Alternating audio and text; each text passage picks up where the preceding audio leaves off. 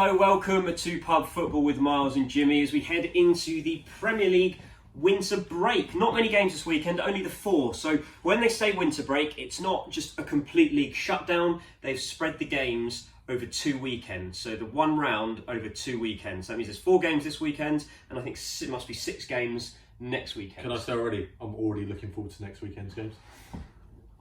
This weekend's games aren't great. No. Saturday, all the games are on telly, which is good. Saturday at 12:30, Everton Crystal Palace at Goodison Park. At 5:30, Brighton Watford. Only in the winter break would that game be the 5:30 kickoff on a Saturday. Yeah. Won't get anywhere near the telly. On Sunday, 2 o'clock, Sheffield United host Bournemouth at Bramall Lane. And then at 4:30, Manchester City hosting West Ham United at the Etihad. Interesting one, starting with Everton v Palace. This is a big game. Palace have one of the best away records generally in the league. They're a good away side. Everton have been a bit up and down. Great win against Watford after being 2-0 down. It wouldn't not a great win, not like they battered them, but a good win after being 2-0 down to come back and win 3-2 with 10 men. They'll have no Fabian Delph, of course. Interesting game to call this because Palace set up for these types of games, and they're the type of team that could go to Goodison Park and get a win. Yeah, agreed. They are miles better away from home with Zaha and Townsend on either side. Townsend back from injury now as well. Yeah, Nayu's done quite well.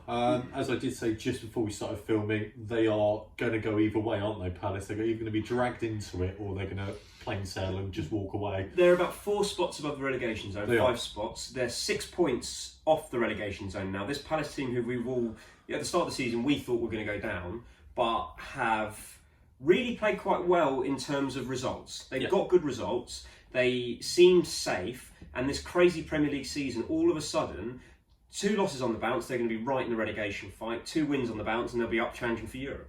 Yeah, as you say, but I think above them, 1 point above them is about 4 teams. And it does take one result. And that's Arsenal. Oh, agreed. But for me, I think they're 3 losses on the bounce. And an Everton side who are improving. As you say, I think they're a little bit fortunate to beat Watford, let's be honest. But it's going to be an interesting one because they're both not really playing that well. I think Palace have won twice in 11, something like that. Yeah, and it's the form of relegation. It is relegation form. It's interesting, isn't it? I don't know. It's going to be tight. It's going to be nervous. It's going to be a terrible game to watch. I hope Everton win it. I really do because I want Palace to get relegated. Could have been so much different for Palace. Deadline day went horribly. Jared Bowen decided to go to West Ham for 20 mil, and Nathan Ferguson failed his medical. Yeah, I don't blame Bowen for going to West Ham. When you look at it now, I think that's a stupid decision. But I think if I was given the choice of either club, I know which one I'd go to for. Nothing against Palace at all. And Ferguson's a really good player. I'm a bit disappointed I didn't get over. Failed his medical. Knee injury. Played all season, failed his medical. This is what I do the Crystal Palace fan show on Love Sport, and the Crystal Palace fans were saying, typical that Nathan Ferguson's played all season, played 2 days before, fails his medical on the knee issue. Connor Wickham, who could barely stay fit for 5 minutes, leaves, passes his medical. Would you have taken a chance on him anyway? I would have. No, because there's no point having the medical. There's no point having the medical. If you fail a medical, you're just an asset that, look at how little Connor Wickham's played. Nathan Ferguson might not play for... and then is he injured? He's now going to get it fixed. Okay. No, he's now going to get it fixed so that in the summer the move can happen, I think. Yeah, fair dues. But that'd be interesting. He can go back to West Ham. Again, won't he? So, As for Everton, Ancelotti's not done anything spectacularly, but Everton are one of those sides. Are they level on points with Arsenal or a point above? They're in that mix around 10th. That's only about 6 or 7 points off Europe. That he's stabilised. Yeah, he's done nothing really. I still think Duncan Ferguson did the work. Yeah, agreed. And they are still a massively inconsistent side, like Palace, like Arsenal, like everyone in that same vicinity, where 2 results and you are slap bang in it. Yeah. And I don't really know what to make of it. And I think get him to the summer, Ancelotti will make changes. I think there's players who need to probably be moved on. I think Pickford's under massive pressure at the moment. Massive pressure. Dean Henderson giving him a run for his money to be number 1 at the Euros. There's been a huge social media clamour for it to be Dean Henderson. But in saying that, Pickford's never put a foot wrong for England. No. And Southgate always stays loyal to the players who have done well in England. But yeah, I hope Everton nick it 1-0. 1-0. I'm actually going to go 1-1. I can just see this being a game that Palace will nick a goal on the counter. because Everton will be going for it, and then Everton will have to push at them. Yeah, It could even be 2-0 Palace. It really could. I wouldn't be surprised. We're going to go 1-1. In the 5:30 game, Brighton Watford at the Amex. Brighton are in it. The draw against West Ham masked a few problems, but they're only, I think, 3 points clear, 4 max. Watford are well in it after the loss at Vicarage Road to Everton last weekend. This is must win for both sides. More important for Watford though. Would you take a draw? Not if I was a Watford fan.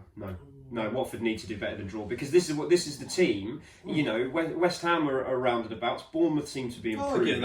Aston Villa are doing okay. Brighton is the team that they need to be trying to drag back into it. Only a win is good enough for Watford at this point. That's fair enough. I would take a point. But yeah, as you say, Watford have been a little bit unlucky in the last 2 games. And the kind of new manager bounce is slowly starting to kind of disappear, isn't it? And you suddenly realise that you are right in it. Brighton again, great result last weekend. Great result. It's like a win. 3-1 down to get a point is a great result. And at home they are better. And I've got a feeling they might nick it, which I don't want to, because I want Watford to stay up. But they're a little bit of a slide, Watford. They keep getting players sent off as well. Well, they did. Obviously, Everton did, but they have massive issues with players getting sent off. Well, it's almost like that's steady. The sending offs have steadied and the results have got worse. Yeah. I don't know if Pearson's sort of told them to calm down a bit, and that's been a detriment to the performances of the club. It's a massive issue. It seems to go like 2 or 3 up and just completely disintegrate. Tranmere, massive problem there. They were 3-0 up, weren't they? Yeah, and then obviously Everton 2-0 up and just absolutely pulls it up. I think they'll start fast, but it's whether they can continue it. And you know, Brighton are a decent team, but they are in the relegation fight, and they will stay in the relegation fight for the season. This is the type of game they need to win to pull away. But Watford have to win. I know you said you take a point, but it's getting to the point in the season where how many more games with the teams around them do they have? Watford lost most of them in the first half of the season. They've got to win them in the second half. I look at it and go, I think Watford at Vicarage Road going into the last 5 or 6 home games, I can imagine winning 4 or 5 of them. Yeah. I really do. I can see that happening. Watford will want to bounce back as well. Of course, Brighton started the woes this season with the trouncing at Vicarage Road on the opening weekend. Yeah, great. What's your score prediction? I think Brighton can nick it. I think they'll win 2-1. I'm going to go Watford 2-1. I think they'll fight, and I'm not sure Brighton can hit them the way that Everton did. Yeah, I think either team's going to win. It's going to be tight. And I'd start Glenn Murray. A massive issue because of Watford's problems defending corners last week. I'd start Glenn Murray. Yeah, absolutely. Yeah. On to Sunday's games already. Sheffield United, Bournemouth at Bramall Lane. This is an interesting one. Sheffield United, of course, known for their away record this season. Not to say that their home record hasn't been good. They've still been fantastic at home.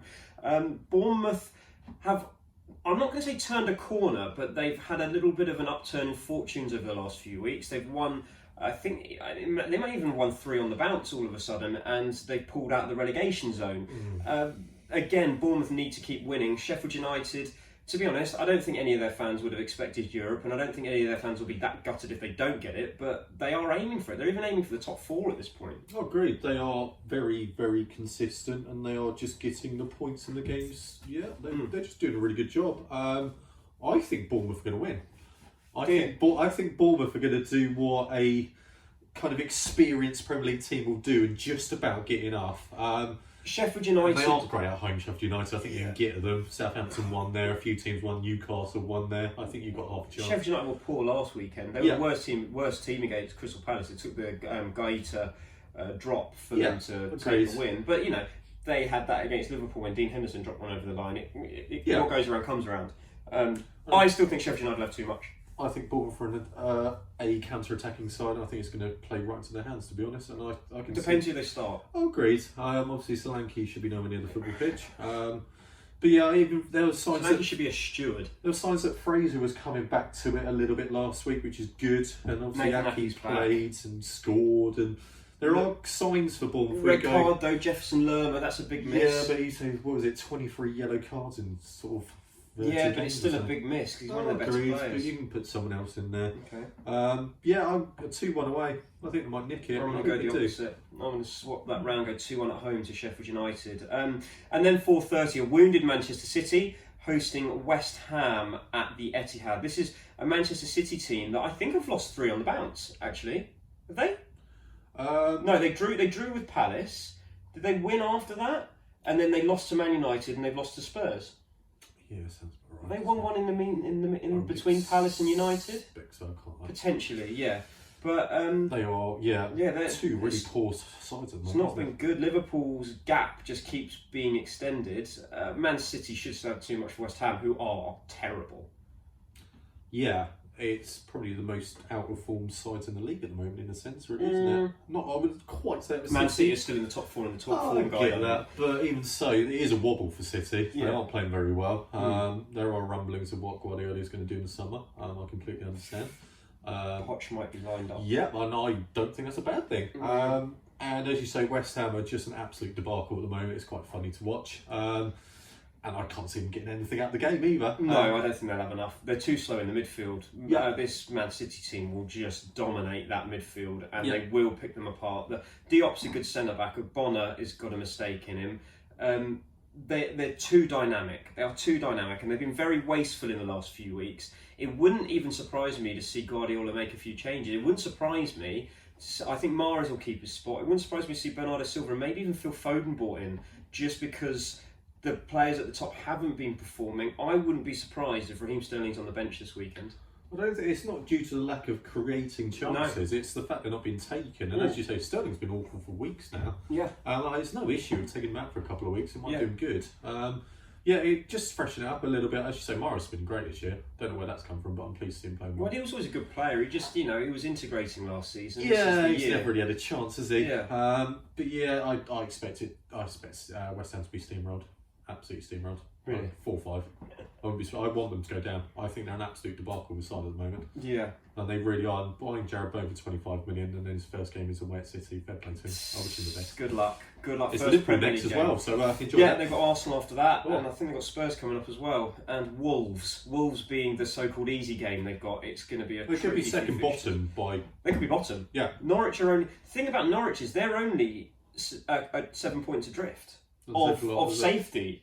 So, if Norwich are another team who are playing really well and creating a few chances but not scoring, if things fall into place for Norwich, they could go on a 4-game winning run. Oh, agreed. They're playing well enough. Agreed. And West Ham are only going one way, unfortunately. So you're saying 4-0? Yeah, comfortably. I think we're absolutely battered. I agree. I'm going to go 5. I think Man City will pull apart this West Ham side like they did earlier in the season and just absolutely dominate them. And I think last weekend's result for West Ham could just have defined their season. So be 3-1 up and draw that game, not good enough. Yeah. And with the games coming up, struggling. It's going to be very, very interesting. Yeah. Well, that was Pub Football with Miles and Jimmy. All done. Terrible games, nice and quick. Terrible weekend. Next weekend's going to be better. We will be back on Tuesday to review all of these games. Very much looking forward to that. There's one thing left to say. Cheers. Cheers.